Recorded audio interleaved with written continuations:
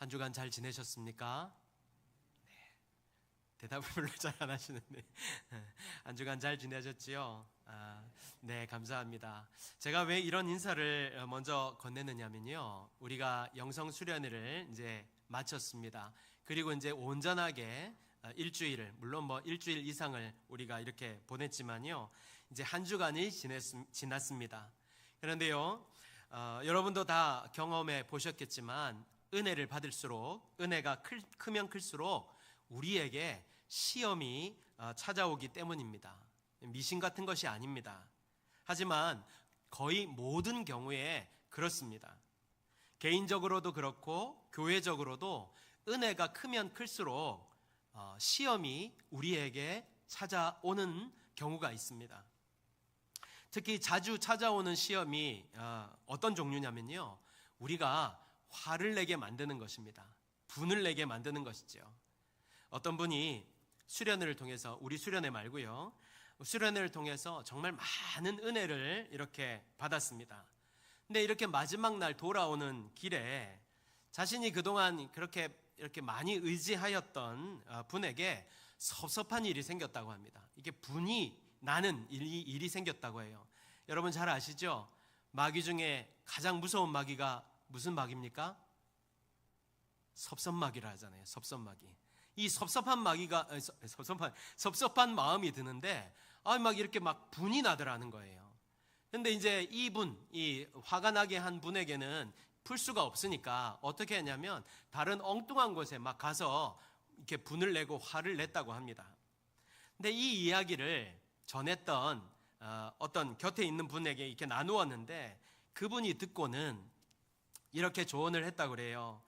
아유, 조금만 참지 그랬냐, 조금만 참았으면 되는데 왜 그렇게 분을 냈냐, 이렇게 이제 얘기를 이렇게 권면을 했다고 합니다. 그랬더니 이렇게 나눈 분이 뭐라고 하냐면 나는 은혜 까먹은 적 없다고, 나는 받은 은혜 까먹은 적 없다고 막 이렇게 하더래요. 그런데 안타깝게도 그렇게 말한 이분이 지금은 교회를 떠나 있습니다. 또 한 가지 시험은요, 무기력에 빠지는 것입니다. 이상하고 이해되지 않지요. 은혜를 받았으면 막 이렇게 힘이 나고, 그래서 막 삶에 활력을 얻고 더 힘차게 이렇게 막 신앙생활을 해야 되는데, 오히려 은혜 받고 난 다음에 바람 빠진 풍선 마냥 부 이렇게 처져가지고 이상하게 마음이 가라앉고 그러는 경우를 우리가 만나게 됩니다. 이 외에도요, 우리가 은혜를 까먹는 일들, 잃어버리게 되는 일들이 우리 가운데서 일어나게 되는데요. 그런데 왜 이런 일들이 우리에게 일어나게 될까요? 이렇게 생각하시면 됩니다. 사단이 우리가 은혜 받는 것, 그 은혜를 받아서 누리는 것을 가만히 두고 보겠습니까? 사단은요, 어떻게 해서든지 은혜가 우리 마음 가운데, 교회 안에 은혜가 뿌리 내리지 못하도록 방해합니다. 그래서 우리 마음을요, 늘 이렇게 붙잡아가지고 조그마한 것에 막 흔들고, 교회를 막 이런저런 문제로 막 흔들고 막 이렇게 하는 거예요. 그래서 그 은혜를 담아내지 못하도록 이렇게 빼앗아가는 것입니다. 우리 여러분 그 예화, 예수님이 말씀하신 예화 잘 아시죠? 씨 뿌리는 비유. 그 씨가 막 이렇게 돌밭에 뿌려지기도 하고 가시밭에 뿌려지기도 하고 이러는데요, 그렇게 우리 은혜가 자라지 못하도록 그렇게 방해하는 것입니다. 그것이 가장 쉬운 방법. 우리가 막 화를 내게 만들고 분을 내게 만들고 은혜 받은 것을 나쁜 것으로 막 쏟아놓게 만들고 은혜를 기억하지 못하게 막 무기력하게 만들고 이렇게 하는 겁니다. 교회도 역시 마찬가지예요. 은혜가 넘치면 넘칠수록요, 시험이 자꾸만 찾아옵니다. 이런 시험 저런 시험 막 다양하게 찾아오는 것이죠. 그래서 우리들에게 은혜 이후의 숙제가 무엇이겠습니까? 이 받은 은혜를 어떻게 간직할 수 있을까라는 것입니다. 이것을 고민해야 된다는 것이죠. 어떻게 이 은혜를 까먹지 않고 잃어버리지 않고 받은 은혜를 통해서 정말로 이 성경에서 말씀하시는 것처럼, 우리 주님이 우리들에게 말씀하시는 것처럼 열매 맺는 삶, 진정으로 그리스도를 닮아가고 주님의 뜻을 이루며 살 수 있을까라는 것을 고민할 수 있어야 된다는 것이죠. 오늘은 지난주에 이어서 우리가 이제 어떻게 살아가야 할지를 다시 한번 여러분과 나누고자 하는데요. 지난주에 우리가 어떻게 살아야 한다고 말씀드렸습니까? 다 기억하시지요? 대답을 안 하시는데 다 기억하시지요? 우리가 지난주에 우리 배에서 생수의 강이 흘러나오는 삶을 살려면 어떻게 해야 되는가? 하나님이 함께 하심을 믿으며 살아가야 하고, 기도로 하나님을 붙들어야 하고, 하나님의 시간표를 믿고 주님을 선택하면서 일상의 삶을 살아가야 한다라고 말씀을 드렸습니다. 자, 오늘은요, 이어서 그렇다면 우리가 어떻게 하면 이제 열매 맺는 삶을 살 수 있는지를 나누고자 하는데요. 오늘 우리에게 주시는 말씀을 귀담아 듣고 마음에 새길 수 있는 귀한 시간이 되기를 바랍니다. 자, 오늘 본문의 말씀에서 예수님은 자신을 포도나무라, 나는 포도나무라 라고 말씀하시고요, 우리를 가지라 이렇게 말씀하고 있습니다. 오늘 주시는 말씀의 핵심은 아주 간단하지만 매우 중요한 말씀인데요. 무엇입니까? 나의 안에 거하라. 이게 제일 중요한 말씀입니다. 나의 안에 거해야 된다. 이게 중요한 말씀인 거예요. 우리 삶이 예수님 안에 거하는 삶이 되어야 한다라는 사실을 지금 말씀하는 것인데요. 왜 그렇습니까? 예수님을 믿는다 하면서 생각보다 예수님 안에 거하지 못하는 사람이 많기 때문입니다. 오늘날 보십시오. 아니, 우리 지금까지 신앙생활을 해오면서 보시지 않았습니까? 예수님을 믿는다라고 말은 하는데 그의 삶은 세상의 삶과 다를 바가 없습니다. 인생의 위기가 닥치고 어려움이 닥치면 아주 자연스럽게 예수님보다 세상을 선택하는 거예요. 물질과 세상의 가치를 붙잡고 쫓습니다. 아니, 평소에도 그렇게 살아가지요. 간단한 예를 들어볼까요? 우리 사역자들이 사역을 하면서 가장 이렇게 답답한 일이 무엇인지 아십니까?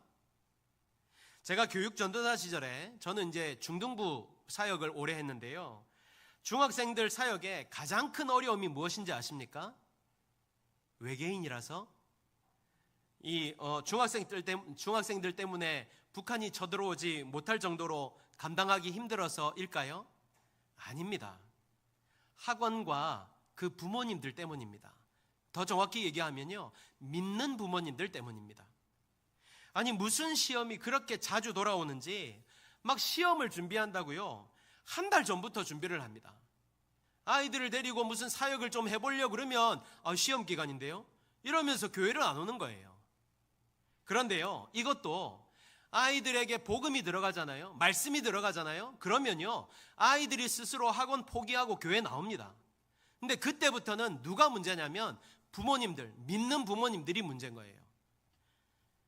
교회를 보내질 않아요. 학원을 보내지 교회를 선택하질 않습니다. 여러분, 지금 이 나라에 교회가 약화된 거, 신앙이 약화된 거, 이 젊은 세대들이 예수님을 모르는 거 다른 사람들 탓 아닙니다. 여러분, 우리 부모 세대가 교회보다 세상을 먼저 선택했기 때문이에요.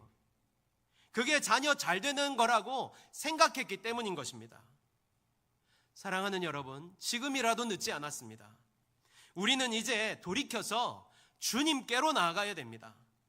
그래서 주님 안에 거하는 자들이 되어야 되는 거예요. 왜요? 예수님 안에만 생명이 있기 때문입니다. 여러분, 우리가 구원받을 수 있는 길은요, 다른 길이 없어요. 오직 예수입니다. 오직 예수. 여러분, 제가 지금 자주, 지난주에도 이 말씀드렸잖아요. 계속해서 말씀드리고 있어요. 예수님 안에만 생명이 있는 거예요. 예수님 안에만 구원이 있습니다. 예수님 안에 우리가 살 소망이 있습니다. 그리고 예수님 안에만 우리가 그토록 원하는 복이 있습니다. 시편 27편 1절에 여호와는 나의 빛이요 나의 구원이시니 내가 누구를 두려워하리요? 여호와는 내 생명의 능력이시니 내가 누구를 무서워하리요? 라고 말씀하고 있고요. 또 시편 16편 2절에 이렇게 말씀합니다. 내가 여호와께 아뢰되 주는 나의 하나님 주님이시오니 주 밖에는 나의 복이 없다 하였나이다. 그러니까 뭐라고요? 주님 안에만 복이 있다는 거예요. 그러니까 우리가 진정으로 생명을 얻고 구원의 은혜를 얻고 받고 누리고 복된 삶을 살기 위해서는 어떻게 해야 된다고요? 주님만이 나의 구원이 되신다는 것을 믿고 예수님 안에 거하는 자가 되어야 한다라는 사실을 말씀하고 있는 것입니다. 그리고 그렇게 우리가 주님 안에 거하면 주님도 내 안에 거하게 되시는 거예요. 주님이 내 안에 오셔서 거하실 수 있는 그야말로 거룩한 성전이 되어 믿음의 걸음을 걸어갈 수 있는 것입니다. 사랑하는 여러분, 저는 이 자리의 모든 분들이 예수님 안에 거하는 성도들이 되시기를 축복합니다. 그래서 예수님으로부터 오는 생명을, 참 생명을 공급받고 구원의 은혜를 누리며 소망 가운데 주님이 주시는 복을 마음껏 누리며 살아갈 수 있는 성도들이 되시기를 예수님의 이름으로 축복합니다. 아멘. 자, 그런데 우리가 이렇게 주님 안에 거하잖아요. 그러면 우리에게 나타나는 것이 있는데 그것이 바로 열매입니다. 열매. 첫 번째, 그래서 여러분과 함께 나눌 것은요, 주님 안에 거할 때 우리는 열매 맺는 삶을 살게 된다는 것입니다. 저는요, 오늘 이 열매는 많은 열매가 있습니다. 좀 후에도 여러분에게 말씀을 나눌 텐데요. 저는 오늘 이 열매를 두 가지로 여러분과 나누고 싶습니다. 첫 번째가 뭐냐면요, 주님의 자녀로서의 삶의 열매를 우리가 맺게 됩니다. 다시 한번요, 주님의, 하나님의, 예수님의 자녀로서의 삶의 열매를 맺으며 살아가게 되는 것입니다. 최근 잘 아시겠지만 유명한 목사님의 욕설 파문으로 교회적으로 그리고 사회적으로 큰 파장이 있었습니다. 지금도 그 여파는 계속되고 있고요. 그래서 많은 사람들이 교회와 또는 목회자에 대한 실망을 표현하고 있습니다. 네, 맞습니다. 목회자는 앞선 사람은 본이 되어야 되는 사람이 맞습니다. 그런데요, 목회자만 본이 되어야 되는 것일까요? 사실 이번 일은요, 단지 목회자의 문제일 뿐만 아니라 교회 안의 모든 성도들의 삶의 문제이기도 합니다. 교회 안에서는 거룩한 척, 경건한 척을 하지요. 그런데 세상에 나가면 어떻습니까? 거짓과 불의를 행하는 직분자, 욕설을 일배 달고 다니는 직분자, 악함과 음란한 삶을 살아가는 직분자들이 얼마나 많은지 모릅니다. 직분자들만 그렇습니까? 아니지요. 우리 성도가 무엇입니까? 거룩한 하나님의 백성이라는 것입니다. 거룩한 하나님의 백성된 성도들이 거룩한 삶을 살아가고 있질 않아요.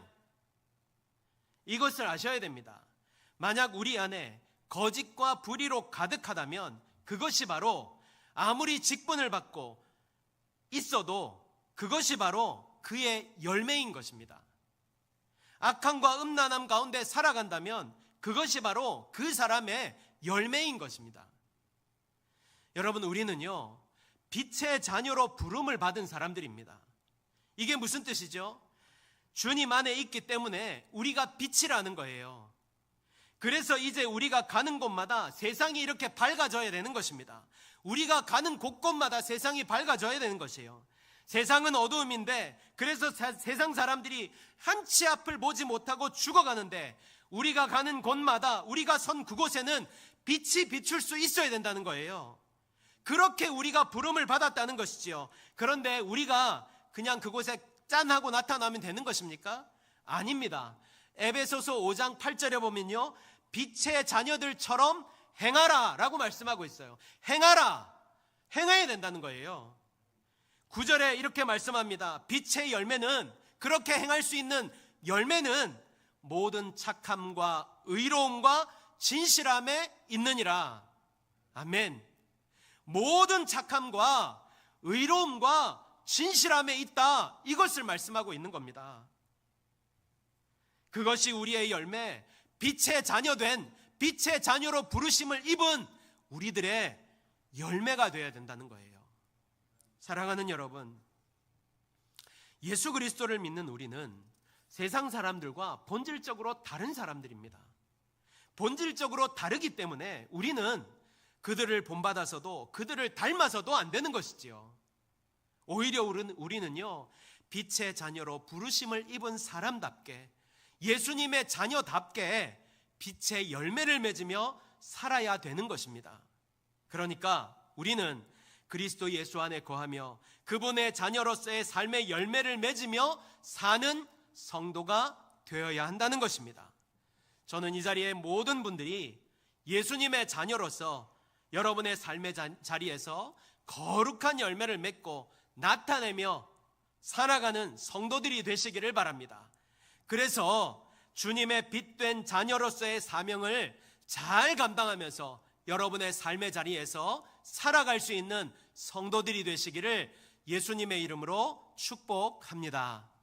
아멘. 두 번째는요, 전도의 열매를 맺게 됩니다. 전도의 열매가 나타나게 됩니다. 우리가 은혜를 받고 난 뒤에 나타나야 할 열매는요, 전도라고 말씀드리는 건데요, 1907년에 평양에 부흥이 오고 난 다음에 이 평양에는요, 얼마나 은혜가 넘쳤는지 모릅니다. 얼마나 은혜가 넘쳤는지 몰라요. 우리가 상상하지 못할 은혜가 넘쳤어요. 그래서요, 평양을 동양의 예루살렘이라 이렇게 칭하기도 했습니다. 그만큼 여러분 은혜가 넘쳤어요. 그런데요, 이렇게 막 부흥이 찾아오고 은혜가 넘치고 막 은혜를 서로 나누고 이것까지는 좋았는데, 이 사람들이 이 은혜 받은 은혜를 자기네끼리만 나누는 거예요. 이 도무지 이렇게 나누면서 이 은혜를 다른 사람에게도 나누어야 되는데 그렇게 하지 않고 자기들끼리만 좋은 거예요. 그래서 어떤 학자가 이렇게 말했어요. 그렇게만 모여 있으려고 하니까 하나님께서 전쟁을 일으켜서 그들을 흩으셨다, 이렇게 표현하기도 하더라고요. 여러분, 고인물은 썩습니다. 특히 은혜가 그렇습니다. 우리가 은혜를 받았잖아요. 그러면 받은 은혜를 흘려보낼 수 있어야 됩니다. 그 은혜를 붙들고요, 전할 수 있어야 돼요. 물론 전도만이 열매는 아닙니다. 조금 전 말씀드렸다시피 삶의 열매도 맺어야 되지요. 성령의 열매를 맺어야 됩니다. 사랑과 희락과 화평과 오래 참음과 자비와 양성과 충성과 온유와 절제, 이런 모든 성령의 열매들을 우리가 맺어가야 되죠. 그리고 또한 성품의 열매, 순종의 열매 맺어야 됩니다. 그리고 전도도 열매입니다. 그래서 전도의 열매를 맺어야 되는 거예요. 제가 지금까지 전도에 대해서 여러분과 자주 나누지 않았지요. 앞으로는 좀 나누고자 하는데요, 여러분, 이번 한 해에 우리가 결단하여서 좀 전도했으면 좋겠습니다. 여러분에게 전도의 열매가 있기를 바랍니다. 아멘 몇 분 안 하시는데 안 됩니다. 여러분, 안 돼요. 우리가 믿잖아요. 우리 이걸 아셔야 돼요. 전도는 우리가 해도 되고 안 해도 되고가 아니라, 선택의 문제가 아니라 명령, 예수님의 명령입니다. 그래서 해야 되는 거예요. 아멘이십니까? 저도 여러분에게 부담 드리고 싶지 않은데 이거는 예수님의 말씀이기 때문에 안전할 수 없어요. 전하시길 바랍니다. 네, 지난번 제가 재직 세미나 때 말씀드렸잖아요. 우리 조금만 전도 더 하면요 100명 채울 수 있어요. 우리 지금 등록하신 분들이요, 결석만 하지 않고 주일만 다 지키면요 70명이 넘어야 돼요. 원래 지금 평균 인원이 70명이 넘어야 돼요. 근데 70명 안 되거든요. 이게 무슨 뜻이겠어요?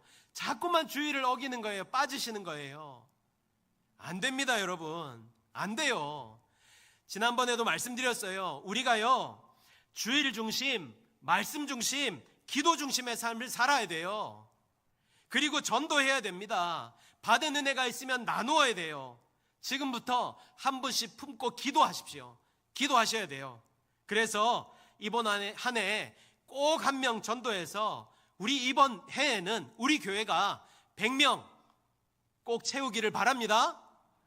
네, 채워주실 것을 믿습니다. 이 믿음으로요, 우리 같이 전도의 열매를 맺어 이번 마지막 해에 전도의 열매를 하나님께 드릴 수 있는 저와 여러분, 우리 모든 성도들이 되시기를 예수님의 이름으로 축복합니다. 아멘. 자, 두 번째, 주님 안에 거할 때 진정한 제자의 삶을 살 수 있습니다. 믿음을 가진 사람들은요, 누구나 제자가 되기를 원합니다. 그런데 나는 지금 그런 제자의 삶을 살아가고 있는지 의문을 갖게 되지요. 나는 과연 제자의 삶을 살아가고 있는가? 라는 것으로 말입니다. 왜냐하면 신앙생활을 하고 있는데 매주일 말씀을 듣는 것 같은데 삶의 변화는 적은 거예요. 믿음 생활도 하고 기도 생활도 하고 하는데 열매가 없는 것 같은 거예요. 우리가 한 가지 자세히 들여다봐야 될 것이 있는데요, 오늘 예수님은 예수님 자신을 무엇이라고 말씀하고 있습니까? 나는 포도나무라 이렇게 말씀하는데요, 그리고 우리를 무엇이라고 말씀하고 있지요? 너희는 가지라 이렇게 말씀하고 있어요. 여러분, 가지는요 스스로 열매를 맺어내지 않습니다. 스스로 열매를 맺지 않아요. 가지가 살아있고 열매를 맺기 위해서 할 일은요 단 한 가지입니다. 무엇입니까? 포도나무에 붙어 있는 것입니다. 중요한 것이 무엇이죠? 이렇게 붙어 있어야, 연결되어 있어야 한다는 것입니다. 주님께 붙어 있어야 된다는 것이죠. 여러분, 많은 사람들이 착각하는 것이 내가 열심히 노력하면 열매를 맺을 수 있을 거라고 생각합니다. 기도 열심히 하고 말씀 열심히 읽고 또 섬기기도 열심히 하면, 물론 이런 것들이 우리 신앙생활에 너무나 중요한 것들인데요, 하지만 우리가 그렇게 신앙생활을 하는 이유, 근본적인 이유는 주님 안에 있기 위해서인 것입니다. 예수님을 알기 위해 말씀을 보는 것이고 예수님의 뜻을 알기 위해 기도하는 것입니다. 주님을 사랑하는 마음으로 섬기는 거예요. 그렇게 주님 안에 거할 때 우리는 제자의 삶을 살 수 있는 것입니다. 그리고 그런 삶을 통해서 우리 삶 가운데 열매가 이렇게 맺혀지는 것입니다. 여러분, 기억하십시오. 제자의 삶의 핵심은 열심히 얼마나 무엇인가를 하느냐가 아니라 얼마나 주님 안에 지금 거하고 있는가라는 것입니다. 저는 이 자리에 계신 모든 분들이 항상 주님 안에 거함으로 주님의 제자로서의 삶, 열매 맺는 제자가 되시기를 간절히 소망합니다. 아멘. 결론의 말씀을 드립니다. 오늘 예수님은 우리가 은혜 받고 난 뒤에 어떤 삶을 살아야 하는지를 말씀하고 있습니다. 그것은 나의 안에 거해야 된다. 예수님 안에 거해야 한다. 이것을 말씀하고 있어요. 예수님 안에 거하는 것이 무슨 뜻이겠습니까? 오늘 예수님은 예수님과 연결되어 있는 상태를 말씀하고 있습니다. 다시 말해 거한다는 뜻은 들락날락하는 것이 아닙니다. 기분 좋으면 함께하고 기분 나쁘면 떨어져 있고 이게 아닙니다. 언제나 항상 그 안에 있는 것을 의미하는 것입니다. 주님과 연결되어 계속해서 주님과 관계를 맺어가며 그래서 주님을 중심으로 살아가는 삶을 말씀하는 것입니다. 여러분, 우리는 지금 어디에 연결되어 있습니까? 무엇과 관계를 맺으며 살아가고 있습니까? 무엇이 우리의 중심에 있습니까? 오늘 말씀은 그 모든 것이 오직 예수님이어야 한다는 사실을 말씀하고 있습니다. 나의 생각도, 나의 삶의 기준도, 내 인생의 방법도 모든 것이 주님이어야 한다는 것입니다. 쉽게 말해서 주님을 떠나지 않고 주님과 항상 함께하는 삶을 살아가야 한다는 의미를 담고 있는 것입니다. 이것이 바로 주님 안에 거하는 삶이 되는 것입니다. 그리고 이러한 삶을 살 때 우리의 삶에도 열매가 있을 것입니다. 삶의 열매, 전도의 열매가 맺히고요, 우리 삶 가운데 진정으로 주님을 기쁘시게 해드리는 열매가 풍성하게 맺혀질 것입니다. 그리고 우리는 제자로서의 삶, 주님만을 온전히 따르는 삶을 살아가는 주님의 제자가 될 것입니다. 오늘 이 자리에 계신 모든 분들이 날마다 주님 안에 거함으로 열매 맺는 삶, 그래서 참된 제자의 삶을 살아가는 성도들이 되시기를 예수님의 이름으로 간절히 축복합니다. 아멘.